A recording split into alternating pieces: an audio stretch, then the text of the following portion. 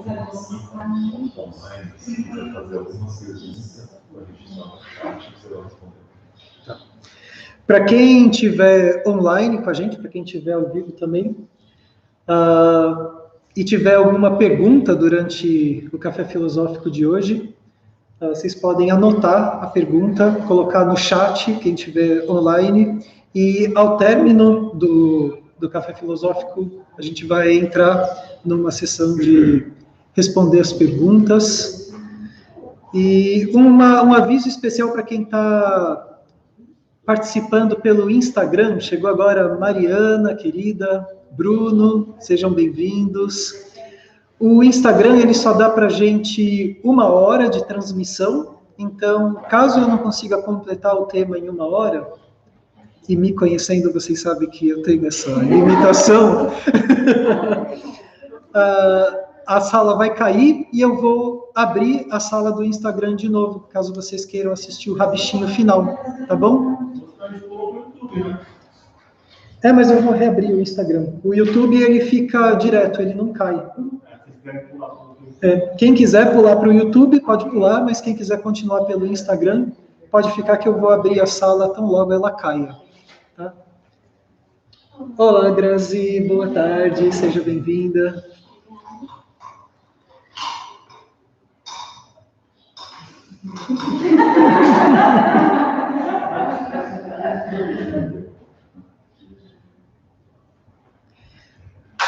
Para quem está aqui presencialmente, eu preparei uma série de slides, uma série de PowerPoints, para transmitir aqui pelas redes sociais. Fica muito ruim a transmissão de PowerPoint projetado, então vocês vão me acompanhar aqui na voz, né, na presença, só sem os slides. Depois eu posto, tá, nas nossas redes sociais o PowerPoint. Eu transformo ele num videozinho e coloco tanto no Instagram como no YouTube, como parte do tema desse primeiro café filosófico.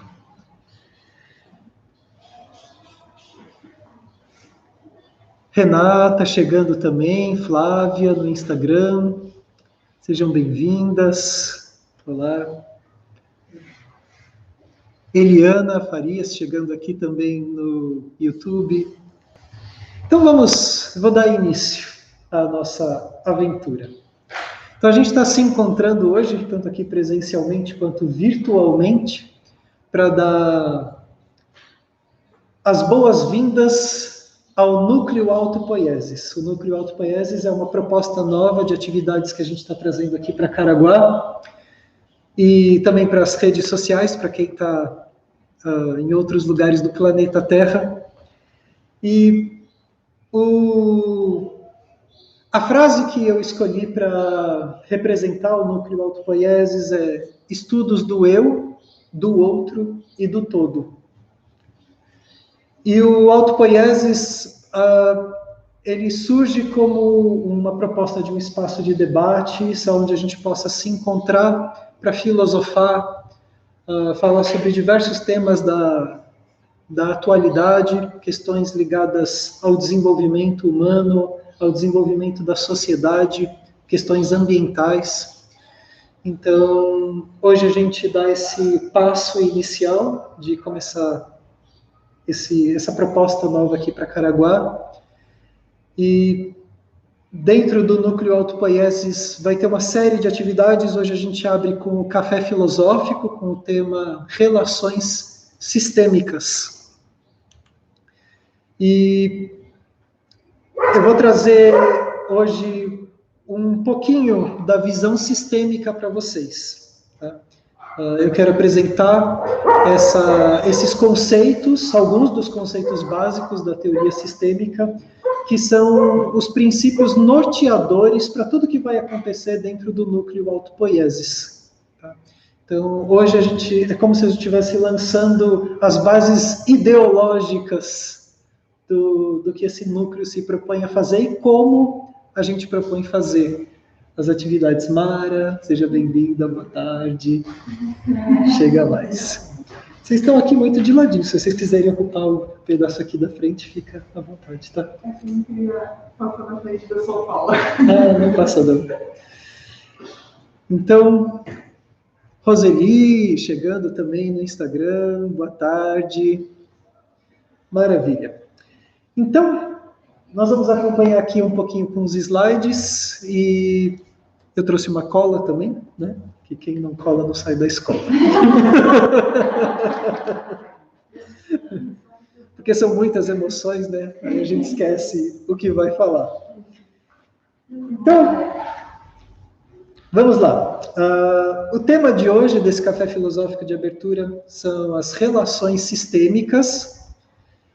E eu escolhi esse tema porque a proposta de começar o Núcleo Autopoiesis é abrir um espaço para a gente celebrar as nossas relações. Relações nossas com a gente mesmo, no momento em que a gente para se estudar, se olhar, se investigar. As relações que a gente estabelece com o outro, com outras pessoas. Na psicologia, a gente diz que só é possível realmente ter uma percepção de que eu existo num encontro com o outro. Sem um encontro com o outro, eu não existo. Eu não consigo desenvolver um senso de identidade, um senso de existência sem um encontro com o próximo. E o encontro com o todo. E esse todo é um termo bem abrangente, bem amplo mesmo. Ele tem a ver com várias dimensões do todo, como a gente vai avançar hoje. Eu começo a nossa aventura, a nossa pesquisa aqui, trazendo a questão aonde nós estamos e para onde nós estamos indo. Né? O tema hoje tem a ver com a teoria sistêmica, ou também conhecido como a visão sistêmica da vida. E dentro da visão sistêmica da vida, dentro da teoria sistêmica, existe um mapeamento bem claro de onde nós estamos e para onde nós estamos indo. E isso tem a ver com uma construção histórica que envolve as ciências desenvolvidas pela humanidade, as linhas filosóficas e tudo que se desdobrou de ciência e filosofia. Então, onde nós estamos? Qual é o nosso ponto de partida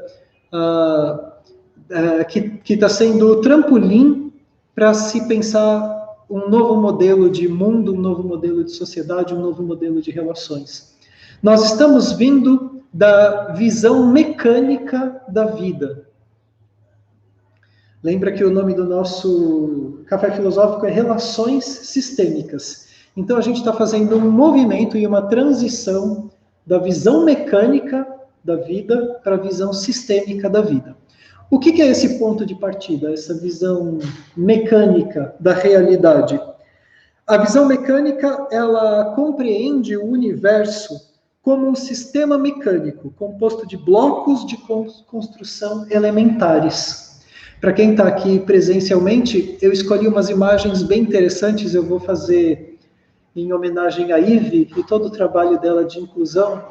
Como que fala quando você descreve uma imagem, Ive? Audiodescrição. Vou fazer uma audiodescrição das imagens para vocês que estão em casa sem vê-la.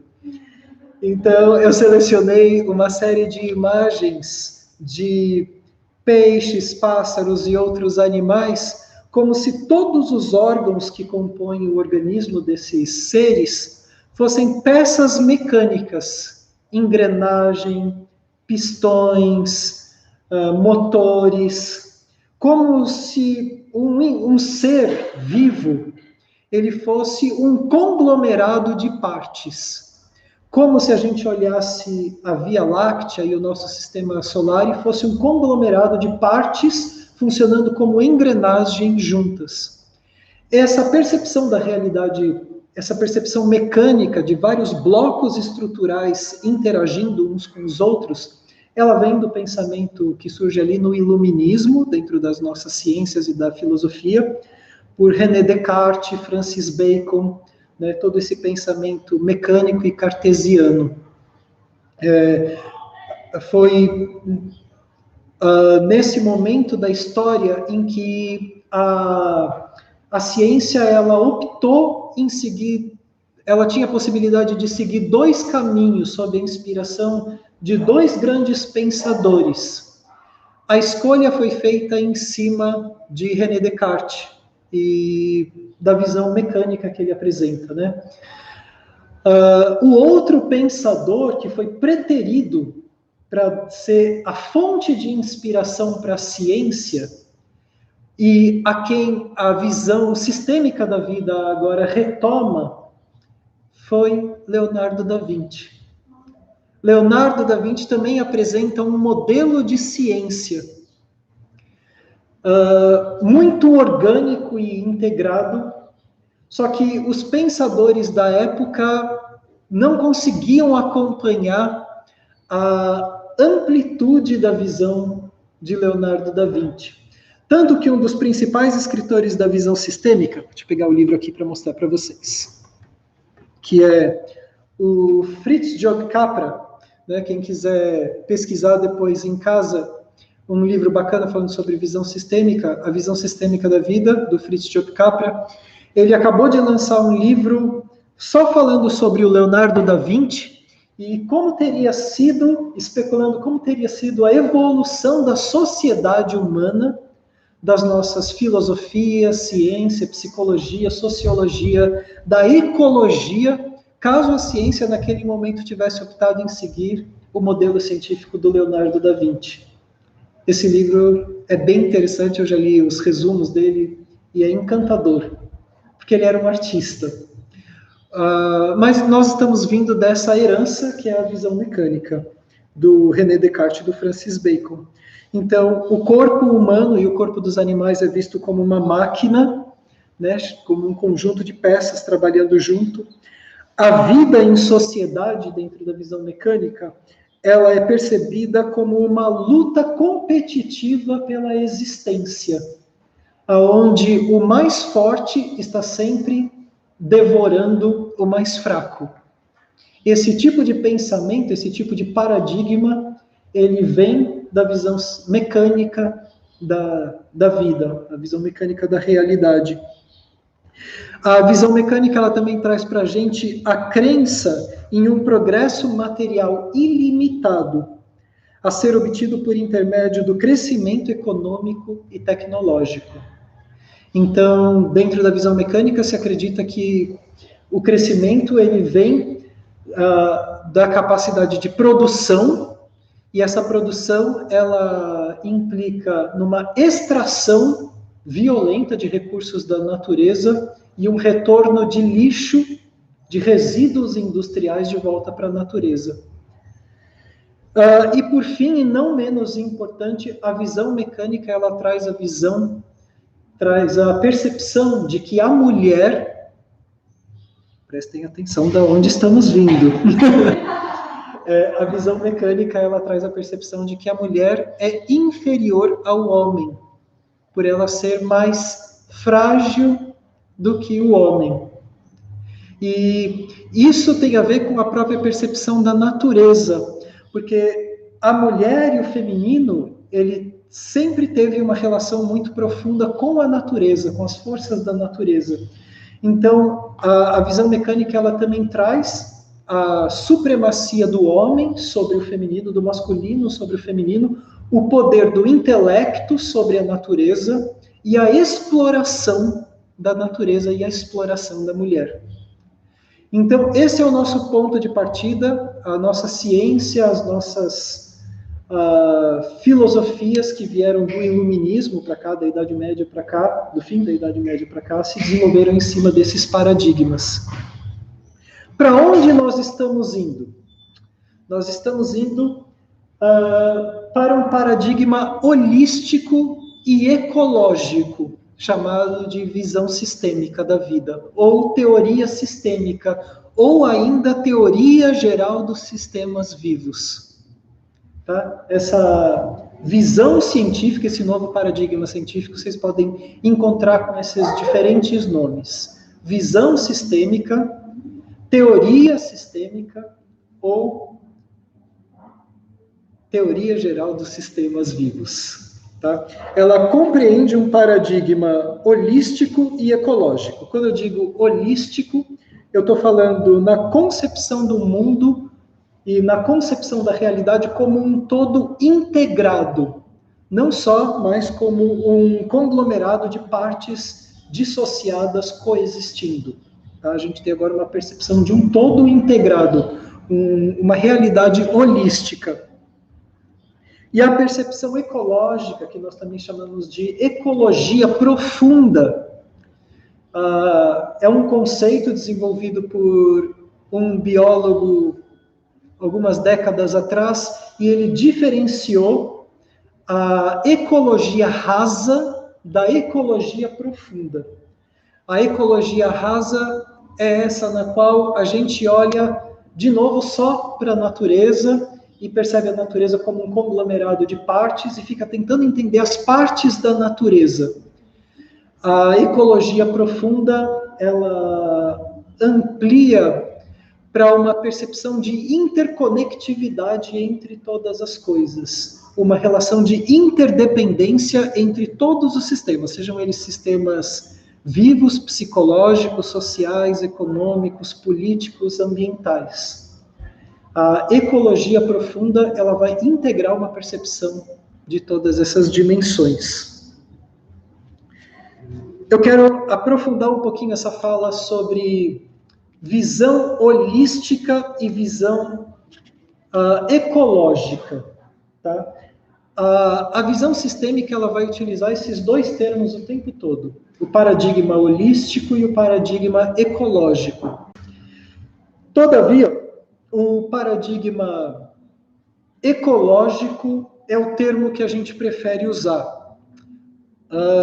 Usando um pouquinho de audiodescrição, eu projetei aqui a imagem de uma bicicleta. Imaginem todas as partes de uma bicicleta separadas, como se ela estivesse numa linha de produção e não tivesse sido montada ainda. Então, nós temos aí uma questão mecânica, né? Um conglomerado de partes. Depois, eu tenho uma percepção dessa bicicleta toda montada. Quando eu percebo essa bicicleta, todas as partes integradas, eu percebo essa bicicleta como um todo, eu estou falando de uma visão holística da bicicleta. Eu não estou mais percebendo como um conglomerado de partes, eu estou percebendo ela como uma estrutura complexa e integrada, onde todas as partes estão conectadas. Mas quando eu trago a descrição ecológica da bicicleta, eu não estou mais compreendendo a bicicleta como um todo integrado. Eu estou levando em conta o ambiente onde essa bicicleta está. Quem está usando essa bicicleta e para quais fins?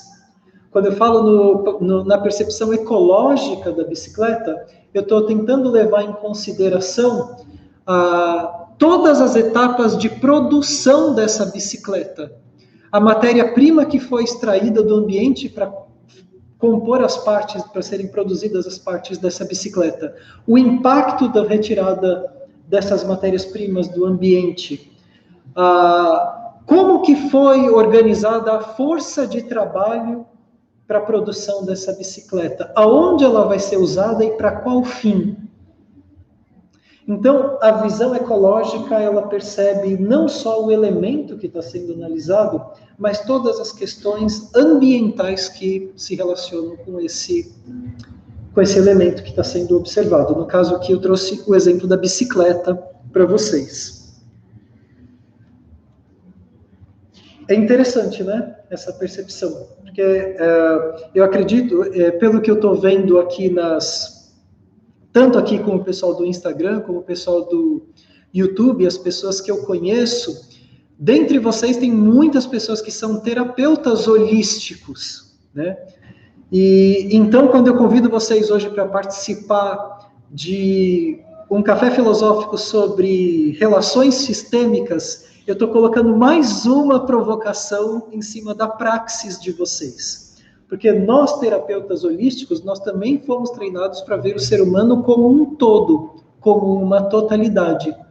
E o avanço dessa teoria sistêmica, ela tem mostrado que a mera visão holística não é suficiente. Ela também apresenta sérias limitações. Já é um grande avanço você pegar um paciente para trabalhar com acupuntura, com florais, com o próprio yoga, com reiki, e perceber que ele é um ser integral, que você não vai tratar mais o fígado, o coração, ou simplesmente um aspecto psicológico, que você está enxergando essa pessoa como uma totalidade. Mas a provocação da visão sistêmica nesse momento da história é perceber o ambiente onde essa pessoa está inserida, as relações que essas pessoas têm com as pessoas próximas, no ambiente de trabalho, a relação que essa pessoa tem com a cidade, com a natureza, com a casa dela, com os alimentos que ela ingere. Então, é um salto a mais além da visão holística. Então, seria interessante que no momento que vocês quiserem estudar e se aprofundar na visão sistêmica, alguém aqui está falando que é formado na visão holística do direito, né? E hoje a gente tem a visão sistêmica do direito também. Conforme vocês avançarem, se vocês tiverem curiosidade de pesquisar mais sobre a visão sistêmica, no futuro vocês poderão se chamar terapeuta holístico sistêmico, abarcando a visão ecológica dentro da praxis terapêutica de vocês. Tá? Muito bem.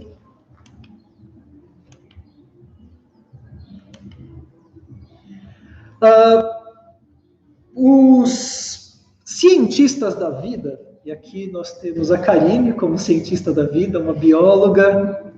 Tem mais algum biólogo? Tem o Denis aqui, né, biólogo e futuro médico também, participando aqui pelo Instagram. Os cientistas da vida, né, a teoria sistêmica, ela nasce dentro da biologia. E a visão sistêmica, ela surge dentro da biologia, né, na percepção de alguns biólogos, principalmente de um que eu vou falar bastante, que é o Ludwig von Bertalanffy, que foi um escandinavo. Ele sugere que a gente tire a nossa visão, leve a visão do todo ao invés das partes, que nós prestemos atenção nos processos e não só para as substâncias, os processos de conexão e de relação entre as substâncias, e não para as substâncias em si somente, né, os processos das relações entre elas. E a essa mudança de percepção, ele sugere que nós observamos a nós, o outro e o todo a partir da percepção de sistemas. Então, esse é o grande ponto de mutação, usando a própria linguagem do Capra, lá no fim da década de 70, começo da década de 80, quando ele lança o livro O Tal da Física. Dentro do Tal da Física, ele traz esse conceito de ponto de mutação, que é um momento de transição de paradigmas, onde um paradigma começa lentamente a ser deixado para trás e um novo paradigma começa a surgir. O paradigma sistêmico, ele surge mais ou menos na década de 50, ele não é tão recente, ele já tem um tempo. Ele tem sido a base de todo o desenvolvimento da física quântica e de diversas outras áreas da ciência. A astrofísica hoje, ela se desdobra toda em cima da percepção sistêmica, também grande parte da física. E a grande percepção está em observar a si, a sua família, o seu ambiente de trabalho, o planeta que você vive, o sistema solar que você vive, a galáxia onde você vive, como sistemas, não mais como um conglomerado de partes. Isso é algo que eu gostaria que vocês saíssem bem afiados desse café filosófico, essa mudança de percepção. O que é um sistema e quais são as características de um sistema? O sistema é uma estrutura dinamicamente organizada. Quer dizer, ela está organizada de forma dinâmica, não de forma estática. Não existe uma percepção fechada de um sistema. Uma percepção sistêmica é sempre uma percepção aberta, porque todo sistema é dinâmico. Ele é Você está observando processos e não coisas. E quando a gente observa processos e as relações nesses processos, a gente está percebendo questões em constante mutação. Então, quando nós observamos um sistema, nós vamos observar que eles são dinamicamente organizados. Eles não se organizam e pronto. Eles estão num dinamismo de organização. Eles são complexamente equilibrados. O que mantém o seu corpo equilibrado, o meio ambiente equilibrado, a natureza equilibrada, a sua família equilibrada, o seu ambiente de trabalho equilibrado, são diversas complexidades. E a visão sistêmica ela vai olhar para essas complexidades. Complexidade é um termo muito importante dentro do estudo da teoria sistêmica. É um estudo de complexidades. Esses sistemas, eles são interdependentes em cada movimento, função, em cada troca de energia e informação. Seja uma célula, um corpo, um ecossistema ou o planeta em si. Cada elemento faz parte de um padrão maior. E um padrão se conecta e se desenvolve por meio de princípios que podem ser discernidos, que podem ser investigados. Então, as relações entre os mais diferentes sistemas podem ser estudadas e nós podemos discernir essas diferenças entre os sistemas. Então, aqui tem algumas características de qualquer sistema, como o Fritz Job Capra está falando nesse texto do qual eu retirei a inspiração para esse café filosófico.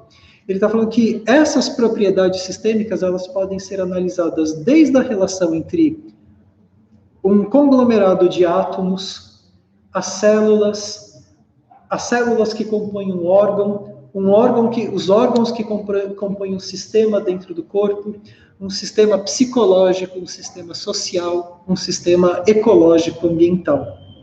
Tá? Então, essas regras e esses parâmetros, eles podem ser observados em todos os tipos de sistemas.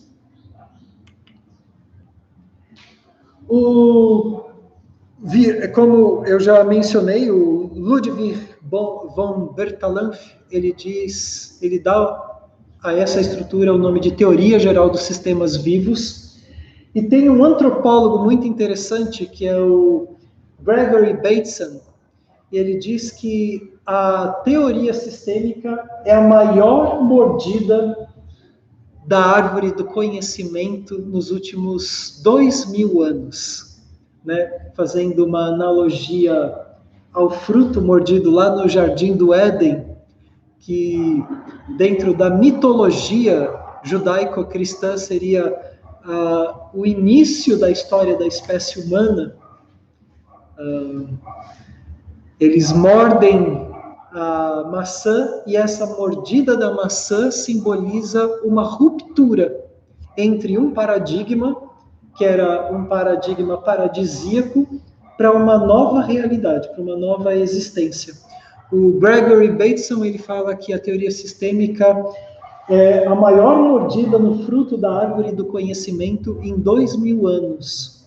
Que possivelmente, conforme as ciências humanas, as ciências biológicas, né, conforme elas vão aderindo aos princípios e a forma de pensar sistêmica,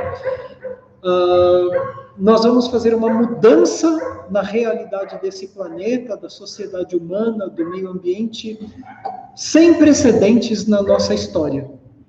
Então, por isso que ela é dita como a maior mordida no fruto da árvore do conhecimento nos últimos 2000 anos. É a fala desse antropólogo do Gregory Bateson. Muito bem. Eu separei para vocês a descrição de 4 princípios sistêmicos. A percepção desses 4 princípios, ela é bem revolucionária. É lógico que numa primeira escuta, talvez, como num café filosófico, como a gente está fazendo hoje, não dê para a gente ter insights ainda muito profundos. Por isso eu vou deixar o PowerPoint depois disponível para vocês e algumas recomendações de leitura, porque vale a pena voltar para esse tema, quem tiver curiosidade. Porque entendendo esses 4 princípios, que não são os únicos princípios que compõem a teoria sistêmica, mas talvez sejam um dos 4 principais, os 4 mais básicos, a gente já consegue fazer uma grande revolução na forma como a gente se entende como indivíduo, como eu entendo a minha relação com o meu parceiro, com a minha parceira amorosa, com os meus filhos, com esse sistema que eu chamo de família, né, e as minhas relações com a vida. Então, nós vamos entrar agora devagarzinho no estudo desses 4 princípios sistêmicos. A percepção que eu gostaria que vocês mantivessem na mente é que a gente está fazendo uma transição entre a percepção de entidades isoladas para um estudo de relacionamentos dinâmicos. Quando eu digo relacionamentos dinâmicos, o que será que vem na sua mente? Quando você pensa num relacionamento dinâmico.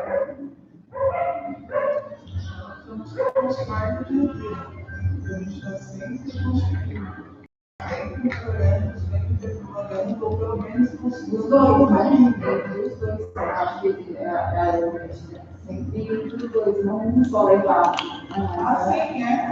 dinâmica, né? Porque senão fica sempre mudando, não necessariamente melhorando. As pessoas aqui presentes estão dando algumas contribuições. Se vocês quiserem escrever aí no chat também, quando eu pergunto para vocês o que são relacionamentos dinâmicos, o que surge na mente de vocês? Fica à vontade para digitar. Isso, a Suzy fala aqui que é um filme bem interessante falando sobre essas mudanças de paradigma. Eu assisti ele já faz bastante tempo. O Bruno está falando relacionamentos com trocas, fluxos energéticos de construção. Bem bacana. Eliana Levin fala os indivíduos e os elementos que se relacionam não são estáticos, existe uma evolução e um desenvolvimento do eu, do outro e do meio. O Bruno retorna a falar em desconstrução. Não dá ideia de desconstrução, Bruno. Se tem uma coisa que é o pedigree aqui desse espaço, é a desconstrução. Muito bem, então eu vou entrar na descrição dos 4 princípios sistêmicos, e tanto para vocês que estão aqui em casa, no YouTube, no Instagram, como para vocês que estão aqui presencialmente, eu vou pedir para vocês fazerem um exercício de extrapolar o conceito para tentar aprender em que outras dimensões da existência a gente pode aplicar. Percebe que os teóricos eles estão falando que esses princípios sistêmicos eles podem ser aplicados desde a relação dos átomos, das moléculas, às galáxias, as relações interpessoais, psicológicas, as relações sociais e as relações ecológicas, ambientais. Então, conforme a gente for passando por esses 4 princípios, coloca a sua mente para trabalhar, para ver aonde vocês conseguem perceber esses princípios sistêmicos atuando. Tá bom? Então, vamos lá. Cristiane falando, parabéns pelo novo projeto, obrigado, Cris. A Cris é irmã do Edu. Tem a ver também com o que acontece com o outro, por exemplo, um relacionamento entre 2 pessoas, não só o que está acontecendo entre as 2, mas o que cada uma delas trouxe também de relacionamentos que tiveram família. Olha que interessante, a Malu está trazendo a ideia de que quando você se relaciona com uma outra pessoa, não é só você e a outra pessoa que estão envolvidos naquela relação. Cada pessoa traz consigo a herança de todas as relações familiares que vieram antes, né? E essas influências vão estar lá regendo aquele novo relacionamento a dois. Muito bacana. Isso tem tudo a ver. E é por isso que, por exemplo, o trabalho das constelações familiares também é chamado de terapia sistêmica, né? Ou constelações sistêmicas, porque a constelação sistêmica ela vai olhar justamente para toda essa herança que a gente traz e que a gente perpetua. Muito bacana. Então vamos lá. O primeiro princípio sistêmico. O primeiro princípio sistêmico, ele diz que todo sistema é uma totalidade e ele não pode ser reduzido ao estudo das partes. Dentro da visão sistêmica, em contraste com a visão mecânica da realidade, nós olhamos para o todo ao invés de olhar para as partes. Do átomo à galáxia é uma totalidade e essa totalidade ela não pode ser reduzida ao estudo dos componentes que compõem essa totalidade. Veja que a nossa ciência até hoje veio estudando componentes. A gente veio olhando, tentando quebrar a matéria, tentando chegar na menor divisão possível da matéria. E conforme os cientistas foram quebraram moléculas, acharam átomos. Quebraram os átomos, encontraram os quarks, né? Quebraram os quarks, encontraram os nêutrons. Neutrinos. Quebram os neutrinos, a gente acha energia. Então, no paradigma sistêmico, sempre que a gente fala em matéria, é matéria e energia, não é matéria e energia. Matéria, energia. Essas duas palavras vêm separadas com um hífen, porque quebrando matéria até a sua última divisão, a gente encontra energia. Então, a matéria-prima da matéria é energia. Seria energia-prima, não matéria-prima. Talvez seria o melhor jeito de descrever. Qual é a energia-prima dessa matéria? Não a matéria-prima. Um sistema traz capacidades distintas que derivam dos relacionamentos interativos entre as partes. Eu vou repetir esse conceito porque ele é interessante. Olha lá.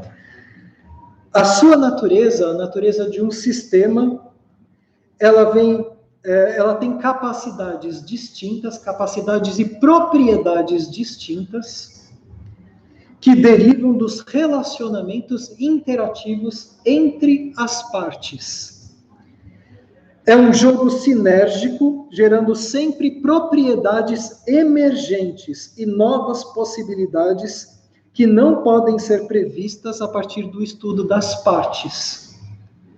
Então, esse é o primeiro princípio sistêmico, que nós precisamos olhar para o todo ao invés das partes, e a gente precisa transferir o nosso olhar para a relação dinâmica entre as partes, ao invés de olhar para as partes isoladamente. O foco recai agora sobre a interação, sobre o relacionamento entre as partes. E aí chega o ponto-chave do primeiro princípio sistêmico. É que nesse relacionamento entre as partes que compõem o sistema, surgem propriedades emergentes, e essas propriedades que emergem desses relacionamentos, elas não poderiam ser antevistas olhando para as partes que compõem o sistema isoladamente. 2 exemplos básicos para fomentar a imaginação de vocês, e aí eu peço para vocês extrapolarem. Quando você olha a fórmula da água, H2O, 2 moléculas de hidrogênio e 1 molécula de oxigênio. Quando você olha as moléculas de hidrogênio e as moléculas de oxigênio separadamente, em nenhuma dessas moléculas contém umidade. A umidade é uma propriedade emergente da relação entre duas moléculas de hidrogênio e uma molécula de oxigênio. Quando eu olho, por exemplo, o cloreto de sódio, o sal, e eu tenho molécula de cloro e molécula de sódio. É isso, engenheiro? Correto? Então, nem na molécula de sódio, como na molécula de cloro, existe o sabor salgado. A qualidade do sabor salgado é uma propriedade emergente do relacionamento entre a molécula de sódio e a molécula de cloro. Então, o sabor salgado é uma propriedade emergente. A umidade é uma propriedade emergente do hidrogênio com o oxigênio. Agora, extrapola isso para a vida pessoal de vocês. O encontro da sua pessoa com uma outra pessoa, dentro da visão sistêmica, ela gera uma propriedade emergente que não poderia ser antevista analisando as partes que se encontram isoladamente. Então, eu tenho uma amiga que está aqui na minha frente, o filho dela, uma vez assistiu um workshop que eu dei chamado Teia da Vida, no qual eu trouxe esse mesmo tema, e eu acho que faz uns 3, 4 anos atrás, né? Uns 4 anos, o Eric devia estar com uns 11 anos, e ele falava assim: mãe, não fique implicando comigo, porque eu sou uma propriedade emergente da relação sua com o meu pai. Brigar comigo é brigar com você mesma. Eu sou uma propriedade emergente. Então, por exemplo, um filho, uma filha, é uma propriedade emergente do encontro de um casal. Isso a gente está falando de uma fusão biológica, né? É mostrar que eles estão numa relação dinâmica. Então, ele não pode se manter sempre. A relação é dinâmica, não é estática, né? Esse é um princípio sistêmico muito forte. Agora, você já parou para pensar também que você encontra uma pessoa lá e rola um love, né? Rola um afeto, um carinho.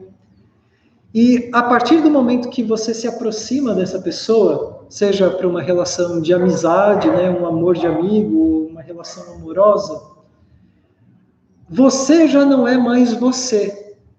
E aquela pessoa já não é mais aquela pessoa.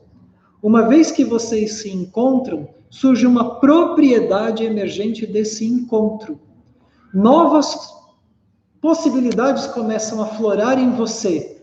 E novas tendências físicas, psicológicas, emocionais vão surgir na outra pessoa. E esse novo que está surgindo, ele não poderia ser previsto olhando para você e para outra pessoa isoladamente. Essas qualidades novas que surgem desse encontro, elas são características, são propriedades emergentes desse encontro, dessa relação. Para que outras áreas a gente pode extrapolar essa percepção das propriedades emergentes? Eu não sei assim todas as áreas, mas voltando à biologia, eu tenho estudado um pouquinho sobre óleos essenciais, né? Uma coisa muito interessante, todo estudioso de óleos essenciais, eles salientam muito é assim, a questão do... que cada óleo essencial chega a ter até 300 substâncias. Então, eles isolam, por exemplo, a lavanda tem quinamol, que ela é sedante, calmante, mas eles não conseguem determinar todas as propriedades do óleo de lavanda, né? Porque ela interage com mais de 200 substâncias diferentes. Que interessante. A Suzy trouxe aqui uma fala sobre a forma como os biólogos que estudam os óleos essenciais, né, e a quantidade imensa de moléculas que vai fazer a fragrância da lavanda, por exemplo, e por mais que você tente olhar para essas moléculas isoladamente, você não consegue ter uma percepção completa da complexidade daquele aroma e dos efeitos que aquele aroma vai exercer em quem né? Quem exala. Ele é mais potente do que você comprar um remédio. Por exemplo, a mata de linaloto, só supondo, daquele princípio.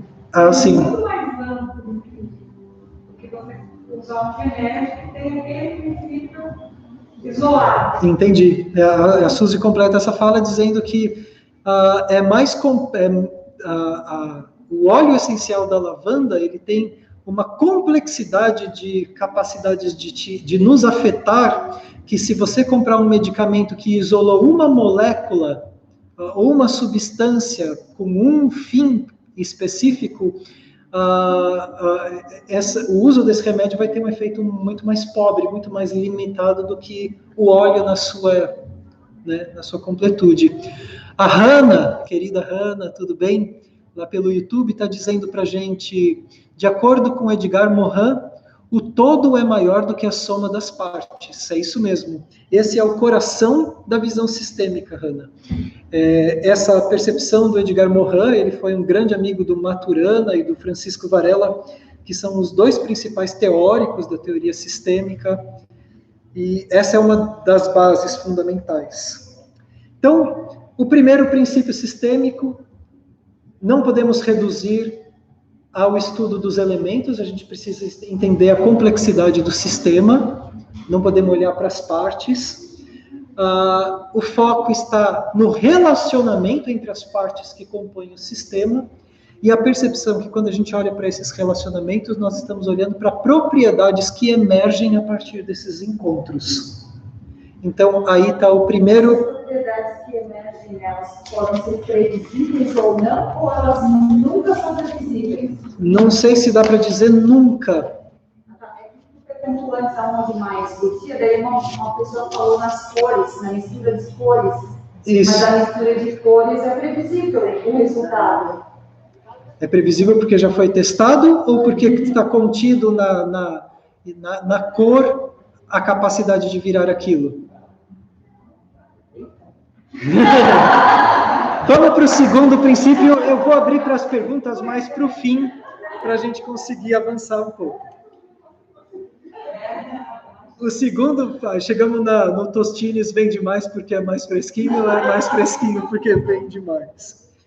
O segundo princípio sistêmico, ele traz esse aparato conceitual que eu vou trazer para vocês agora. Então, vamos lá. Graças às constantes interações entre matéria e energia, lembra que eu tirei o E do meio, tá? Matéria, energia e informações, os sistemas abertos conseguem manter o seu equilíbrio, eles se autoestabilizam. Então, trocando as trocas, o relacionamento entre matéria, energia e informação, traz tudo que um sistema precisa para ele se autoajustar, autoequilibrar. E vocês sabem, na teoria sistêmica, qual é o termo que se usa para falar sobre essa capacidade de autorregulação de um sistema, autoorganização de um sistema, a capacidade de se autoequilibrar? Autopoiesis. Eles estão com a cola, vocês aí em casa não estão. O termo usado na teoria sistêmica para descrever essa capacidade dos sistemas de se autoajustarem, de se autoequilibrarem a partir de relações entre matéria, energia e informação é autopoiesis. A gente pode falar tanto autopoiesis em grego como autopoiese. Tá? Os dois estão corretos. Então, o nome do nosso núcleo se refere a essa capacidade, que quando a gente se junta, matéria, energia e informação, existe uma capacidade natural do sistema de retomar o seu equilíbrio natural. Por isso a gente quer criar um balaio de gato, colocar vocês aqui tudo junto, debatendo vários temas, olhando nos olhos, fazendo trocas, e confiar que essa troca de matéria, energia e informação tem tudo o que é necessário para que os sistemas se auto-organizem. Né? Muitas vezes a gente se encontra aqui para meditar e a gente chega com 1000 questões pessoais, conflitos, dúvidas, e só da gente sentar junto aqui e ficar em silêncio, vários insights acontecem, porque está rolando uma dinâmica de relação entre matéria, energia e informação, em diversos níveis. Tá? Então, isso é autopoiese. Esse é o espírito do que a gente está começando a abrir hoje. Então, hoje a gente está autopoesando. Nós estamos usando a nossa capacidade autopoética.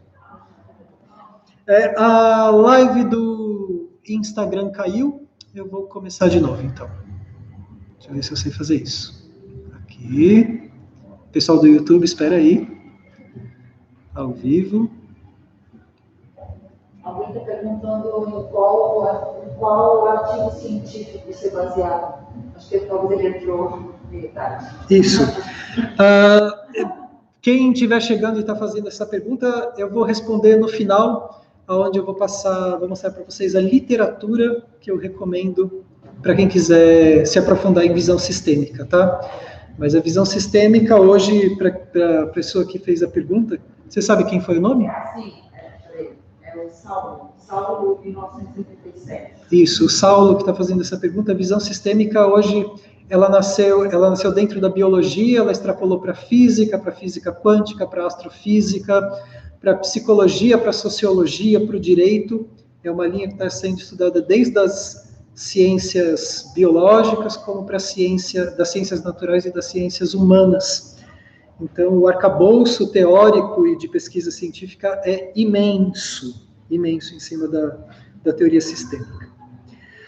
Ainda falando sobre o segundo princípio sistêmico, por meio dessas interações de adaptabilidade, os sistemas podem se autorregular e compensar condições cambiáveis no ambiente. Então, pensa que o ambiente está em constante mutação também. A gente está passando por um momento de crise climática no planeta. E não é a primeira crise climática que esse planeta atravessa, e todos os organismos, tudo que está vivo no planeta, ele precisa se ajustar a novas condições climáticas. Essa capacidade de reajustamento, de reorganização das partes em relação ao todo, faz parte do segundo princípio sistêmico. Essa é uma capacidade homeostática, e ela acontece a partir do registro e acompanhamento do comportamento das partes que compõem o todo, de acordo com as mudanças sistêmicas. Deus não é assim em si mesmo, né? Tudo vai ser levado N variantes. Em qualquer situação, seja ela de um microcosmo até um macro, tudo é variante. Vai variar o clima, a pessoa, o dia, o horário, tudo. Exatamente. Então, nunca vai fechar em si mesmo, né? Nunca se fecha. Então, por exemplo, eu sou formado em psicologia. Então, veja como a psicologia clássica ela foi desenvolvida dentro da visão do paradigma mecânico. Ela isolava o paciente para analisá-lo como uma parte isolada, cindido do todo. E existem muitas críticas na eficácia da psicologia e da psicanálise por conta desse viés, desse isolamento do indivíduo, né? Essa função homeostática é chamada de feedback de redução de desvio dentro da teoria sistêmica. Feedback de redução de desvio. E por meio dessa propriedade sistêmica, que é a autopoiese, a autorregulação, o seu corpo está o tempo todo modulando a temperatura, né? Agora a gente está aqui dentro dessa sala, a temperatura está caindo, o seu metabolismo começa a funcionar um pouco mais para aumentar a produção de calor. Essa é uma capacidade de autorregulação, de autoajuste, de busca homeostática. Então, por exemplo, eu estou passando por um conflito emocional, existencial, psicológico, uma depressão, um momento de muitas ansiedades, de incertezas, de insegurança. O meu sistema psíquico, que também é um sistema, né? Dentro da teoria sistêmica, a gente estuda sistemas vivos, sistemas psíquicos e sistemas sociais.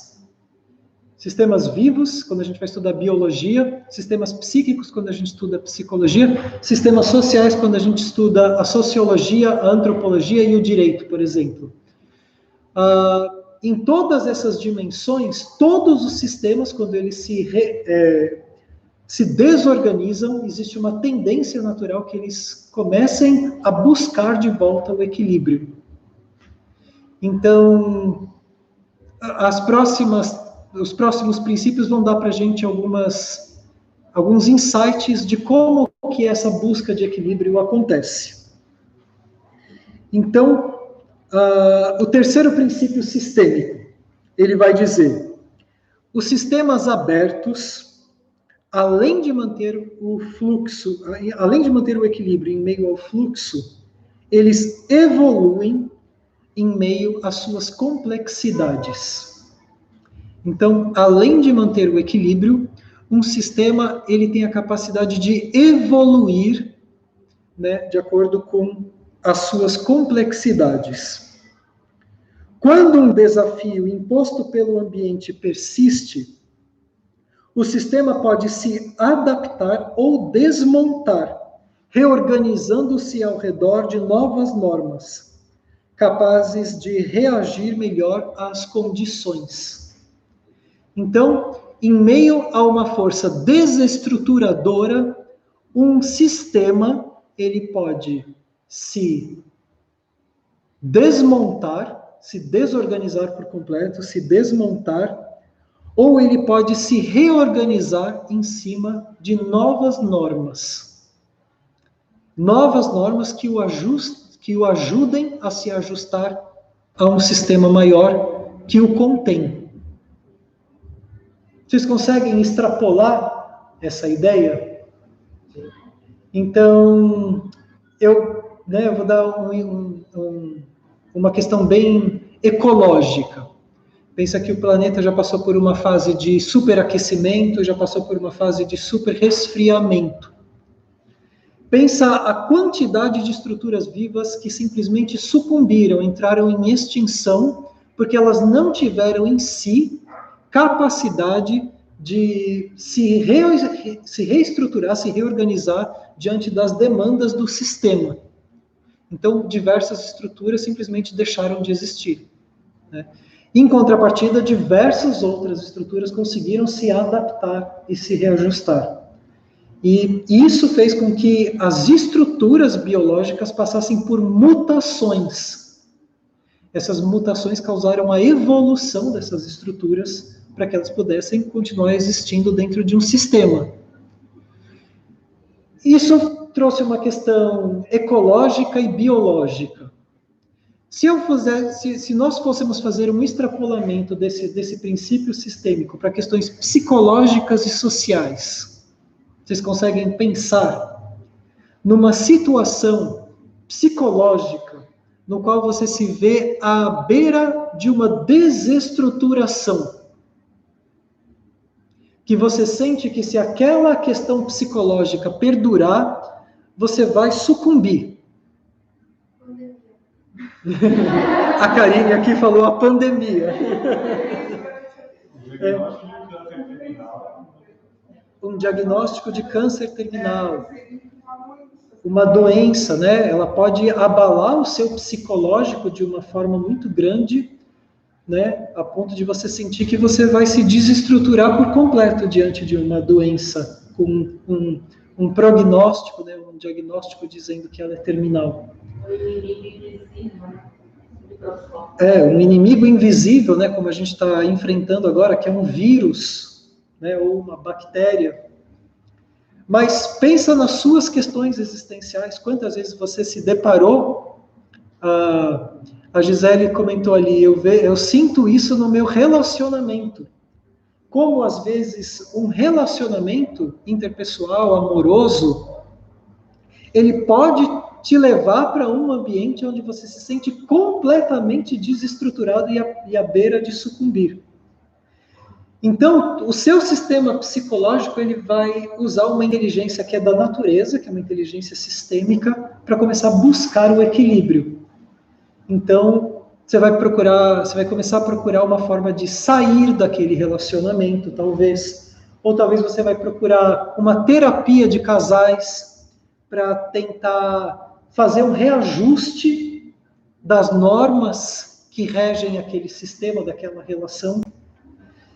Se o sistema ele conseguir se equalizar, adquirir novas capacidades que regulem novamente o sistema tem a capacidade de se manter. Mas para ele se manter, as partes que compõem o sistema, elas vão ter que se ajustar a novas normas.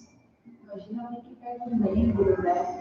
Uma perna, um braço. Exatamente. A Malu aqui presencialmente também falou, imagina uma pessoa que perde um membro, que perde um braço, uma perna. Psiquicamente, ela pode sucumbir diante dessa perda. Ou ela pode, o organismo dela pode aumentar em complexidade, a mente dela pode aumentar em complexidade para dar novas respostas para sobreviver. Adquirir capacidades que ela não tinha antes daquele abalo sistêmico. É por meio desse terceiro princípio sistêmico que nós evoluímos da ameba até aqui. Então, quando vocês forem fazer constelação familiar, terapia familiar sistêmica, lembrem de incluir as amebas. Talvez a influência que você esteja recebendo, que esteja perturbando você hoje, seja de um parente muito ancestral, ameboide ainda. Né? Porque as amebas são os organismos unicelulares mais antigos do planeta, pelo que eu lembro. Então, são os nossos ancestrais mais remotos. Eles vieram passando por choques, por diversas mudanças climáticas, na geologia do planeta, e vieram se adaptando, se modificando, virando algas, plâncton, até chegar na complexidade das estruturas que a gente tem hoje, né? As árvores, eu, você. Até mesmo os seres que acabam sucumbindo, não conseguem se adaptar, né? Se recolocar, eu acho que eles também, de certa forma, estão contribuindo para essa evolução. Tipo, servindo de exemplo para uma evolução. Sim. Mostrar uma maneira. Quando eles subiram, os mamíferos conseguiram. Estamos aqui hoje. Então, eu me perdi. A gente está entrando no terceiro princípio, é isso? Saindo do terceiro princípio? Desculpa. Estamos entrando no quarto sistema, esse é o último. Então, eu vou dar uma aceleradinha para não prender vocês aí demais na frente da telinha. E depois eu abrir um momentinho para perguntas, para a gente trocar algumas ideias. Eu estou vendo que tem umas contribuições bacanas do Pedro, da Rúbia Moreira, da Alice. Vamos ver se agora, finalizando, eu consigo ler o texto de vocês e comentar aqui nas redes, tá? Tem umas questões bacanas surgindo aqui no Instagram, né? Do Bruno, do Luiz Brenner. O Luiz está aí, querido Luiz. Da Fernanda Paro, querida. E aí a Fernanda fala assim, na família fica mais difícil. Fazer esse ajuste sistêmico, né? O ideal é que todas as partes elas estejam predispostas a passar por um reajuste. Se uma parte fica tentando ajustar o sistema sozinha e as outras partes não quiserem participar desse reajuste, a tendência é que o sistema se fragmente. Eu vou segurar um pouquinho mais esse terceiro sistema, que eu quero dar mais uma pincelada que é bem importante. Quando um sistema ele não consegue se reajustar em cima de novas normas e fazer a autopoiese, o autoequilíbrio, esse sistema ele se desmonta. as partes que compõem esse sistema, elas se dissociam. Só que nenhuma parte pode ficar isolada. Nenhuma parte tem vida independente. Isso é um fundamento da percepção sistêmica. Nenhuma parte pode existir isoladamente. Então, se, por exemplo, você sofre um abalo muito grande na sua estrutura familiar, e essa estrutura familiar se desmonta, as partes, os componentes dessa estrutura familiar, eles vão ter que ser absorvidos por novos sistemas, por um sistema de amigos, vai talvez formar uma nova família. Essas partes que se dissociam, elas vão ser incluídas num outro sistema que tenha talvez padrões e normativas que sejam compatíveis dessa parte. E aí vai rolar um novo ajuste sistêmico. Isso, para quem estuda pedagogia, vai lembrar um pouco da visão do Piaget, né? Aquele princípio que o Piaget falava de tudo se desmontar e depois se reintegrar, né? Traz essa perspectiva. E eu ia trazer um outro ponto. Por exemplo, como a gente está abrindo aqui o autopoiesis para questões de raça, de gênero, de classe, a gente quer debater muitos temas sensíveis para a sociedade. Pensa, por exemplo, eu aqui do meu lugar de fala, como homem homossexual. Eu vivo num país que tem uma certa tolerância, né? Apesar do Brasil ser o país que mais mata homossexuais no planeta Terra. Né? A gente tem uma morte de um homossexual no Brasil a cada 22 horas. Mas mesmo assim, é uma cidade, é um país que você pode existir com uma certa tranquilidade. Talvez a gente tenha essa quantidade grande de assassinatos, porque a gente tem muitas pessoas que se assumem homossexuais, né? Que conseguem viver de forma aberta a sua homossexualidade. Pensa nos países islâmicos no Oriente Médio, aonde talvez se as pessoas abrissem a homossexualidade delas, a quantidade de mortes ia ser muito maior do que as que a gente tem aqui no Brasil. Mas as pessoas, por conta de um regime que já diz que aquilo é proibido e tem pena de morte para uma pessoa que se declara homossexual, as pessoas elas vivem com a homossexualidade no nível íntimo, no nível sigiloso do segredo, né? Elas reprimem aquela função. Isso pode dar uma desestruturação psicológica muito grande, ou pode incentivar uma pessoa, caso ela tenha privilégios que a possibilitem a sair daquele país e mudar para um outro país, buscar um sistema que abarque a realidade dela. Então você vai encontrar muitos homossexuais de países islâmicos morando em países como a Inglaterra, como a Austrália, como os Estados Unidos, porque eles buscam um sistema social cujas normas sejam compatíveis à realidade daquela parte, para que aquela parte possa existir.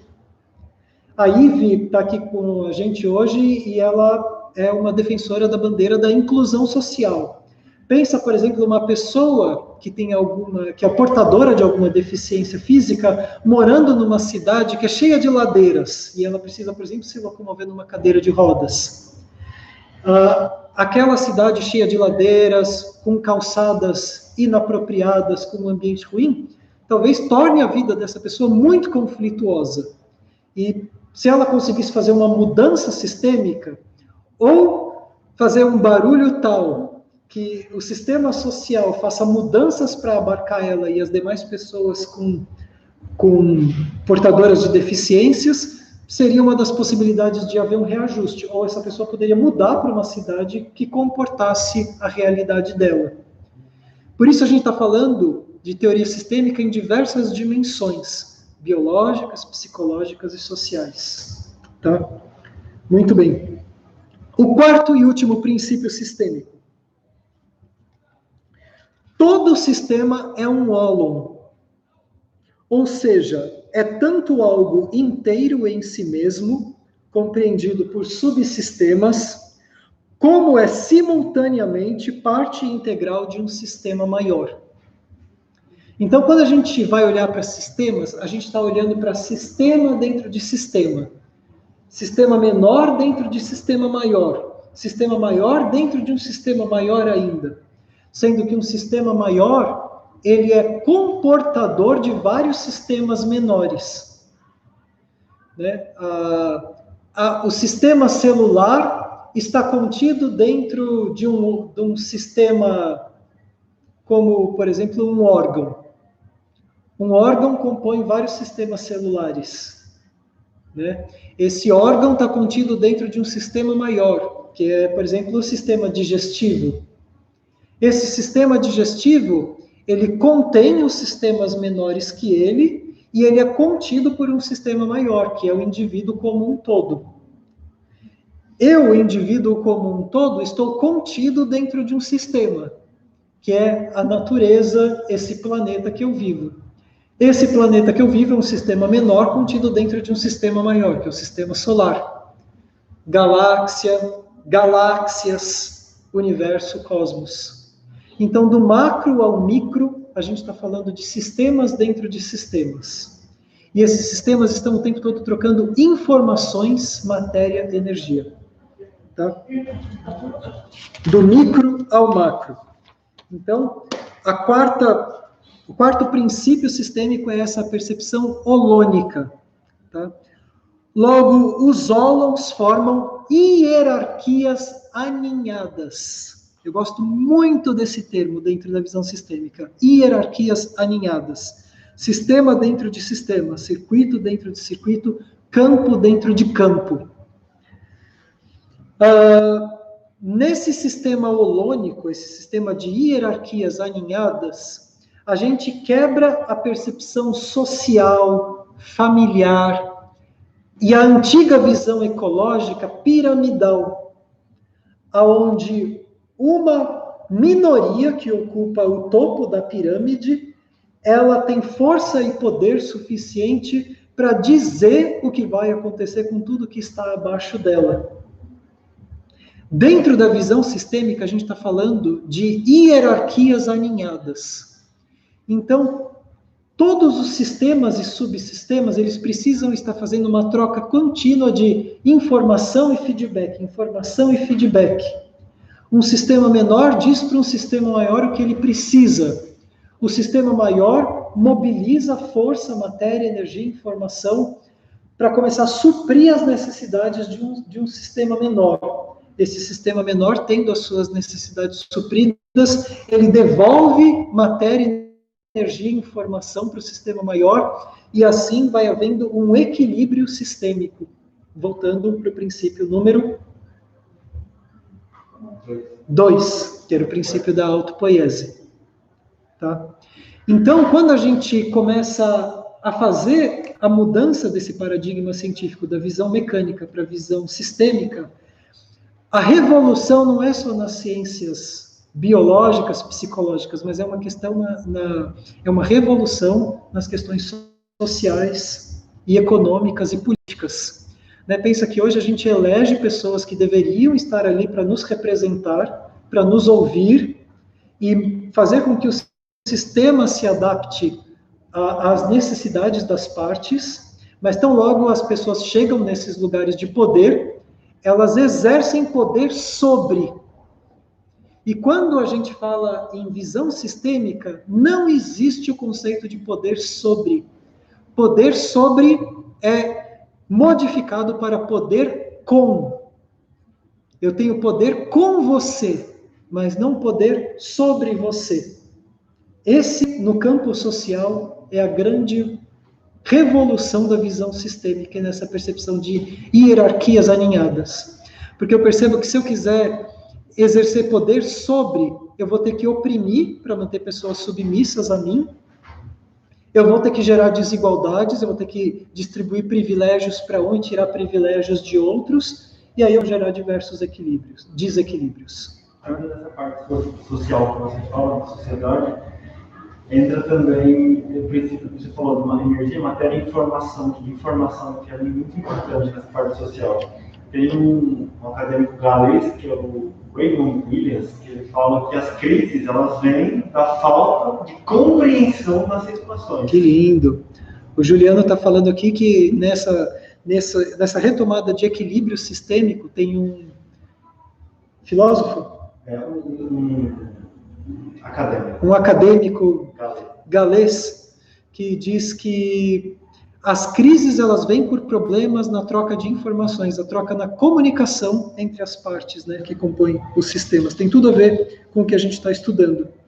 E a pincelada final do quarto princípio sistêmico é que, e cada nível holônico, digamos, do átomo para a molécula, da célula para o órgão, da pessoa para a família, gera propriedades emergentes que não se reduzem às capacidades dos componentes separadamente.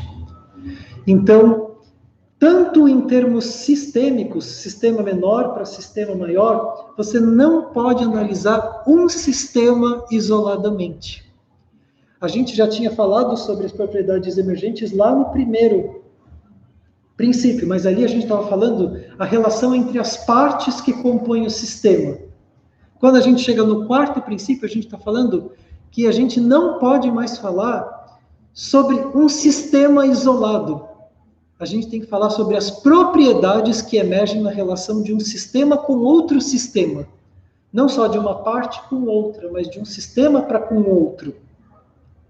Por isso que também a teoria das complexidades é uma parte fundamental da visão sistêmica. Não dá para pensar raso, não dá para pensar simples. Precisa desenvolver a habilidade do olhar complexo. Tá?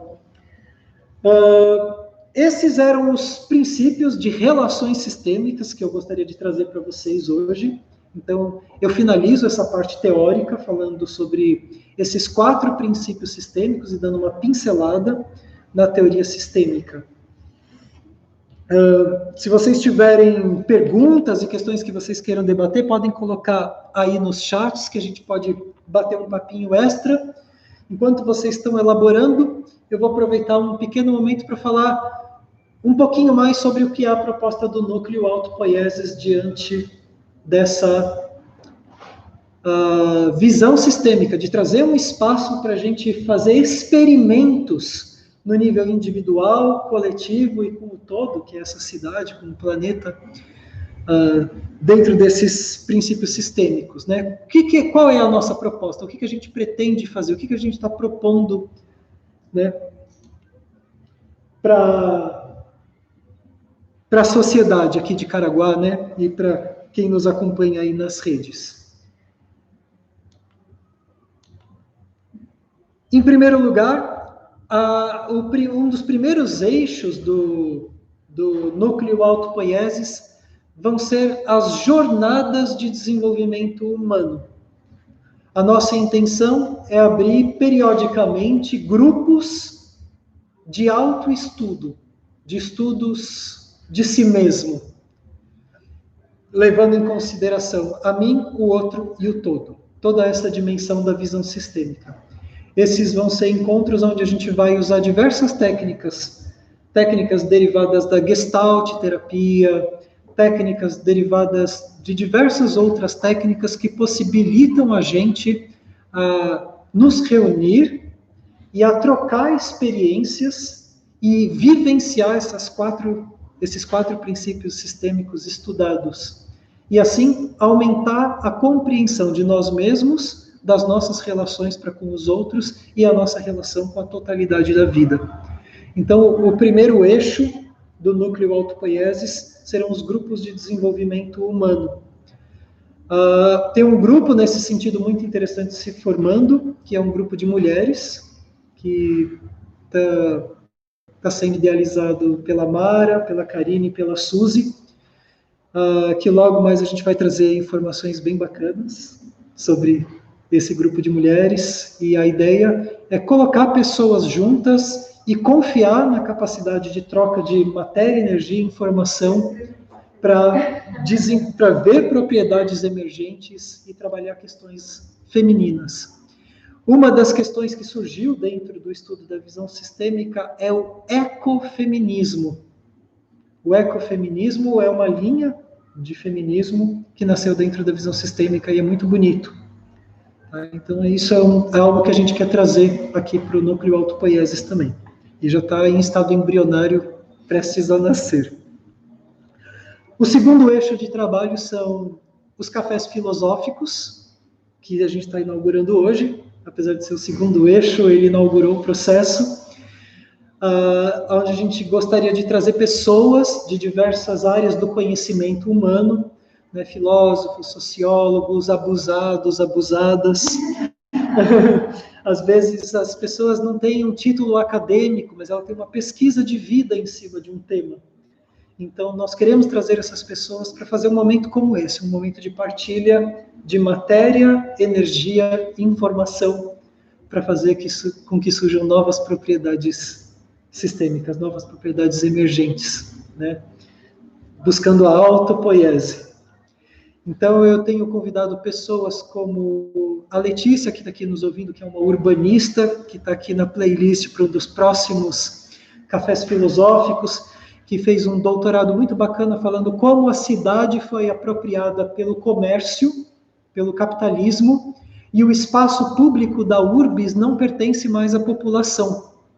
E se a população começa a ocupar o estado da urbis, por exemplo, o capital aciona as forças de poder para debelar o indivíduo do espaço público. Né? Isso é uma questão ultrassistêmica. Já dei um spoiler, Letícia, desculpa. A gente vai trazer pessoas para falar sobre racismo estrutural, sobre questões de gênero, né? E diversos outros temas. Então, esses são os cafés... Então, vai ser sempre online? Sempre vai ser online? Alguns dos cafés filosóficos vão ter pessoas aqui sentadinha falando com o público presencial e nas redes sociais, e algumas vão ser só nas redes sociais, porque eu também estou convidando algumas pessoas para dar café filosófico que moram muito longe. Então, alguns cafés filosóficos vão ser só online, tá? E o terceiro eixo é o eixo do gozo, é o eixo do extrapolamento, é o eixo das experiências artísticas, é o terceiro eixo do Núcleo Autopoiesis, onde a gente deseja que as pessoas se reúnam para celebrar a arte, mas a arte como essa potência transformadora do ser humano. Não como arte-educação. Hannah, eu consigo ouvir aqui a tua voz. A arte não é educação, a arte não é educação. Um passarinho me contou esses dias esse seu grito, e eu super concordo com ele. A arte está muito além da educação. A gente pode usar experiências artísticas para educar, mas a arte é uma linguagem de potência, é uma linguagem de gozo, é uma linguagem de extrapolamento, é uma forma de dizer o que o racional não consegue dar conta de dizer, né? E nós queremos ter essas experiências artísticas acontecendo aqui o tempo todo, no Núcleo Autopoiesis. É isso. Eu agradeço muito a vocês por terem participado com a gente. Eu vou pegar aqui debaixo os livros que eu gostaria de indicar para vocês. Então, para quem quiser aprofundar leituras, já mostrei esse aqui agora há pouco, que é A Visão Sistêmica da Vida, do Fritz Job Capra e do Pierre-Louis de Louise. Esse livro é uma bíblia recente, um compilado de toda a história da vida do Fritz Job Capra, falando sobre visão sistêmica. Ele é grossão, complexo, ele ele mapeia toda a história da ciência mecânica, da visão mecânica, e vai mostrando as falhas da visão mecânica e como como essa visão mecânica trouxe tantos desequilíbrios para o meio ambiente, para o nosso nível psicológico, fisiológico e social, econômico, existencial como um todo, e vai migrando a nossa percepção para a visão sistêmica, como ele diz aqui, as suas implicações filosóficas, políticas, sociais e econômicas. Esse é um livro bem complexo, bem completo e complexo sobre visão sistêmica. Quem gosta do Capra, Eu recomendo um bem facinho dele, que já é mais antigo, que é A Teia da Vida. A Teia da Vida está tudo aqui dentro, só que aqui está ampliado. A Teia da Vida é uma linguagem bem fácil de fácil acesso. Também ainda autores bem difíceis de ler, mas que vale a pena para quem é cabeção, acadêmico, gosta de estudar. Humberto Maturana e Francisco Varela. Esse livro aqui é maravilhoso, A Árvore do Conhecimento. Ele é voltado para quem estuda educação, pedagogia, psicopedagogia, psicologia. Esse é a visão sistêmica aplicada ao sistema cognitivo do ser humano. O Maturana e o Francisco Varela são tidos como os pais, os principais nomes no estudo da visão sistêmica, e foi o Francisco Varela e o Maturana que desenvolveram o termo autopoiesis. Tá? Esse termo foi cunhado por eles. Tem um outro, do Humberto Maturana sozinho, que é a ontologia da realidade. Eu ainda não tive intelecto suficiente para ler esse livro. Eu comprei, eu acho ele muito difícil, mas é um livro que ele é ovacionado pela sociedade científica, tá? Sistêmica. A ontologia da realidade. Agora, livros mais basicões, gostosos, para quem faz trabalho em grupo, com pessoas, quem conduz vivências e quer começar a ajudar a mediar essa mudança holônica da visão mecânica para a visão sistêmica na sua localidade. Tem 2 livros da mulher mais maravilhosa do planeta Terra, que é Joanna Macy. Esse livro aqui está esgotado há muito tempo, você acha em sebos, e às vezes ele está caríssimo, mas ele chama Nossa Vida como Gaia, da Joanna Macy e Molly Young Brown.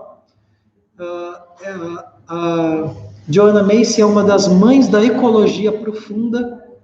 Ela é uma pessoa extraordinária, e esse livro que saiu esse ano dela, no começo da pandemia, né? Foi a saída dele, que é Esperança Ativa, que é um livro maravilhoso, uma linguagem super popular, fácil, digerível para quem quiser ler, tá bom? E a outra é Nossa Vida como Gaia? Nossa Vida como Gaia e Esperança Ativa. Esse está esgotado, esse está recém-lançado, foi lançado por uma editora bem bacana, que é a Bambual, e uma amiga bem querida que fez o curso de formação em ecopsicologia comigo. De formação não, um curso, não foi formação, foi só um curso de ecopsicologia. A Bruna foi uma das responsáveis por trazer esse livro para a edição em português. Tem muito mais do que isso. Posso sugerir só um filme, Rogério? Um filme? Pode. Tem um filme chamado A Árvore da Vida, que é exatamente... O Juliano recomendou um filme que realmente é maravilhoso, e ele tem toda a pegada, ele tem o fio da visão sistêmica nele, que é A Árvore da Vida, com o Brad Pitt. Quem que é a atriz? O Edu é fã desse... Jessica Chastain. Esse filme é lindo, mesmo. Muito bem, eu vou dar uma olhadinha aqui no chat para ver se tem alguma pergunta que eu possa responder para vocês. Deixa eu ver, seria possível deixar registrado esses livros? A Márcia Madavi perguntou. Vou deixar registrado sim, Márcia. Eu estou olhando primeiro o chat do Instagram. A Cris, muito interessante esse tema, para refletir sobre a nossa responsabilidade na promoção das transformações em cada sistema que integramos. Isso aí, Cris. Essa é a pegada dessa história, e é a pegada da ecologia profunda, da visão sistêmica, é que nas nossas localidades nós criamos grupos de debate para começar a sentir como essa teoria científica funciona, né, na psique, no social, na vida como um todo, e viver uma vida mais consciente, saber como aplicar isso à realidade e começar a gerar transformações no todo. Lembra que você, como parte de um sistema, você é transformador dos sistemas que você faz parte. Então, aquele velho jargão, seja a mudança que você quer ver no mundo, é super aplicável à visão sistêmica. Deixa eu ver se tem mais um. Lícia coloca que arte é uma linguagem terapêutica. Ela tem esse efeito. Eu não sei se ela é uma linguagem terapêutica, mas que ela tem um efeito terapêutico profundo, tem.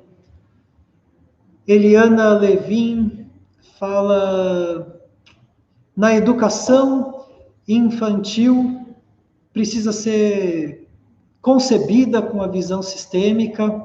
Nós temos aqui a Sandra Soma, pessoa queridíssima, uma grande educadora neohumanista, também que bebe dessa fonte. Muito bacana. Vou dar uma olhadinha aqui no chat do YouTube. Pode falar, Du. Eu vou tirar aqui, tá? Tá. Porque a gente pega você também.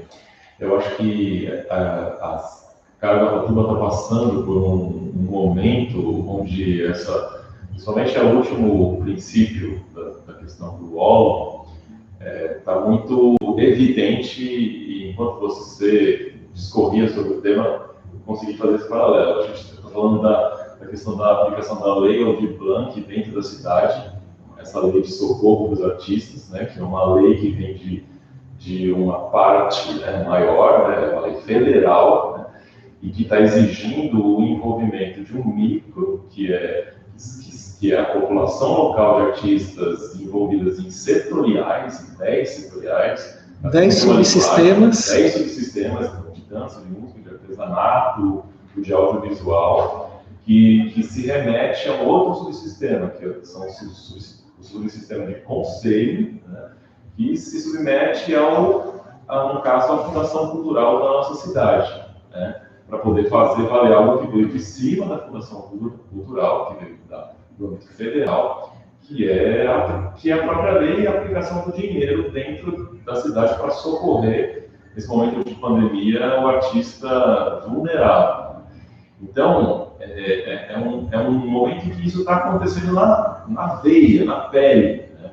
E é interessante perceber como a adesão e a compreensão de que você, que está ali no micro, deveria estar participando para poder fazer valer o que o próprio macro te disponibilizou, com esse entendimento praticamente inexiste. A adesão do micro, nesse momento, está sendo baixíssima. Pouquíssimas pessoas têm vindo participar do que lhe é de direito, talvez até por conta disso que a gente acabou de entender aqui, né? Que, sabe, a questão da hierarquia alinhada, esse nome, né?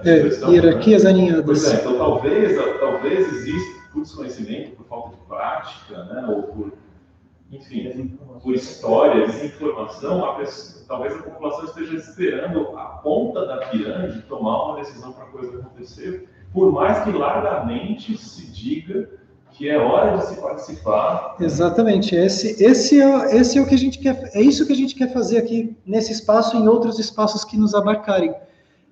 Colocar as pessoas juntas para elas perceberem que elas têm poder porque nós fomos educados e doutrinados a viver sobre o poder, um poder sobre nós, ou exercer poder sobre alguém abaixo, né?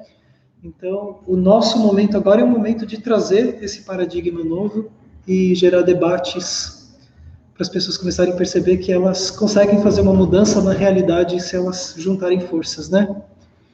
Eu vou encerrar, porque já passou bastante do horário. Eu agradeço bastante o pessoal que acompanhou a gente aqui de casa. Uma linda noite para vocês. Algumas das perguntas que ficaram aí no chat, eu vou tentar depois dar uma passadinha de olhos e responder nos comentários. Então, depois vocês podem acessar os comentários aí para ver as respostas ou os comentários, né? Às vezes eu não tenho resposta, mas tenho um comentário para dar. Então, é isso. Muitíssimo grato por estarem com a gente. Foi um bom público aqui, tanto no YouTube como no Instagram. Juntou umas 50 pessoas, mais ou menos, nas duas redes. Então, eu fico bem feliz de vocês estarem aqui debutando o Núcleo Alto Poiesis com a gente. Eu quero que vocês saibam que esse espaço é de vocês, para vocês e com vocês, para compor esse sistema aqui junto com a gente.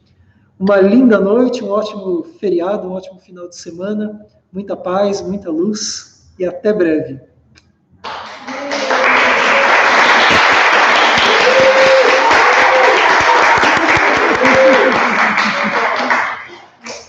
Tchau, tchau. Tchau, tchau, queridos. Ai, a gente não pode desligar, gente. A gente vai ficar. Ele falou que é nosso. Não vai.